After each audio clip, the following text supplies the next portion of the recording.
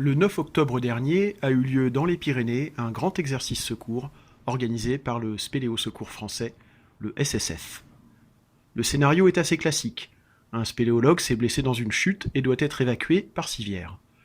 À noter que la cavité choisie, le gouffre Robert-Vincent dans le massif d'Arbas, n'a jamais fait l'objet d'un secours et n'est pas équipé pour ce type d'évacuation.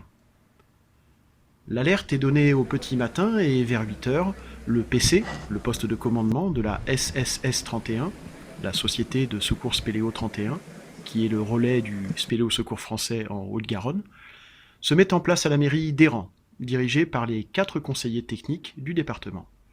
Le conseiller technique départemental, le CTD, contacte le SDIS et la préfecture en lui demandant le déclenchement du plan Orsec, ce qui permet de mobiliser tous les sauveteurs prêts à intervenir dans le milieu très spécifique des spéléologues. Les bénévoles du Spéléo Secours Français du département, les membres de la SSS 31, les pompiers du SDIS, les gendarmes et les CRS de montagne. Vers 8h30, les premiers sauveteurs arrivent au PC et les choses se mettent en place. Accueil et inscription des nouveaux arrivants, préparation du matériel technique et des dispositifs de communication, mise en place d'une liaison radio entre le PC et l'entrée de la cavité, constitution des équipes en fonction des besoins et des compétences. Et bien sûr, les navettes vers la cavité qui est distante de plusieurs kilomètres. Cette grotte a une particularité, elle possède 2 entrées. Le gouffre Robert-Vincent, qui jonctionne vers moins 100 mètres avec le gouffre Pierre, dont l'entrée est voisine. La décision est prise d'évacuer la victime par le Robert-Vincent, mais les 2 entrées vont être équipées pour faciliter le travail des sauveteurs. Après une petite marche d'approche dans la forêt, les premiers sauveteurs arrivent à l'entrée de la cavité et commencent leur descente vers 10 heures. Il s'agit notamment de l'équipe ASV, Assistance et Secours aux Victimes, dotée d'un médecin du SAMU et qui dispose d'un système de téléphonie par le sol, un TPS ou pimprenel dans le jargon spéléo. Et l'équipe chargée d'installer le système filaire de téléphonie qui permettra d'informer la surface de l'avancement du travail des sauveteurs en différents endroits. En surface, un opérateur radio se chargera de relayer tous les messages vers le PC.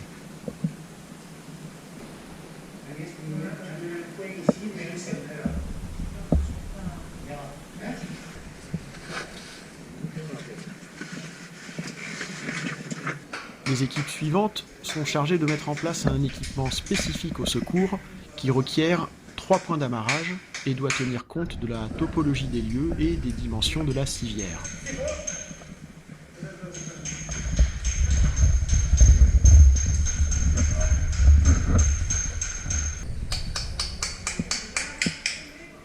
Ce travail technique, même aidé par les perfos, demande du temps et de l'application, et cet exercice permet aussi à des spéléos de se former aux bons gestes.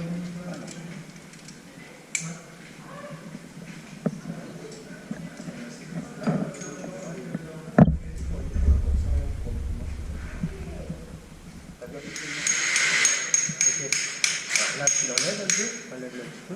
Tu tapes sur le... Non. Je sais pas, il faut que je fasse encore 2 trous un peu délicats. Encore 2, 3 trous.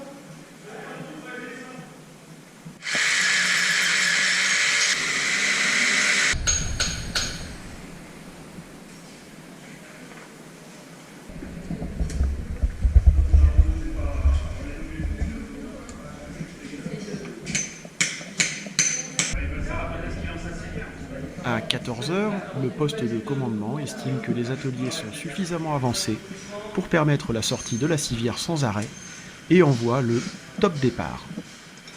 Bon, c'est pour vous informer du départ de la civière à 14h03, donc plus tôt que prévu.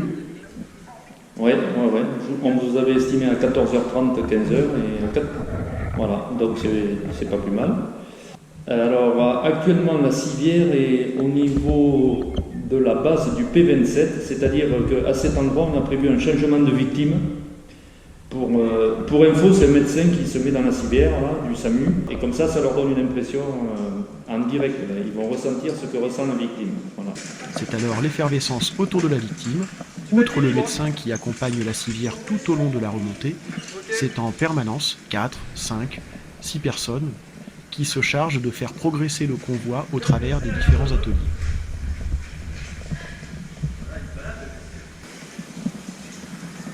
La civière remonte le plus du balcon. La civière remonte le plus du balcon. Oui, Pierre de PC, on t'écoute. La civière est en train de remonter depuis du balcon. La civière est en train de remonter depuis du balcon. Ok, bien reçu, parfait. Est-ce que tu as pu faire un point sur les équipes du dessus? Est-ce que les gars le laisser là?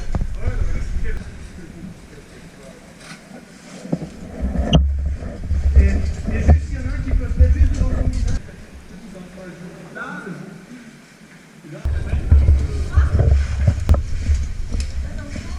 Doucement, attention, l'épaule. Le souverain, il est passé.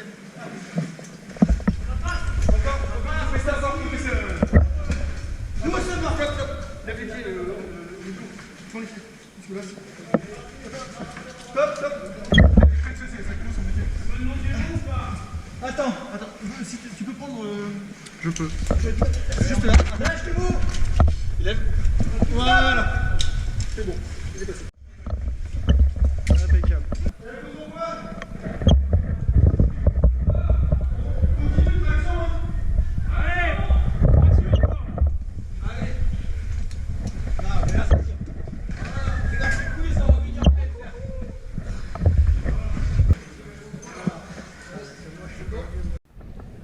À 18h, la victime rejoint la surface. En situation réelle, elle serait évacuée vers un centre hospitalier, soit par le SDIS, soit par hélicoptère. Libre sur l'attraction. Vers 19h, les équipes de sauveteurs sont elles aussi sorties et rejoignent le PC pour un débriefing. Ce matin à 8h30. À 8h30, donc on a commencé à faire équiper le Pierre pour pouvoir faire descendre des gens assez rapidement pour aller faire l'installation de secours de toute cette partie. La victime étant déclarée à peu près vers la côte moins 220, on va dire, du Robert Vincent. Et 3 équipes ont suivi derrière pour aller commencer à mettre en place les équipements de secours. Ils sont descendus avec la civière et en même temps, on a fait démarrer des équipes par le Robert Vincent. Donc une première équipe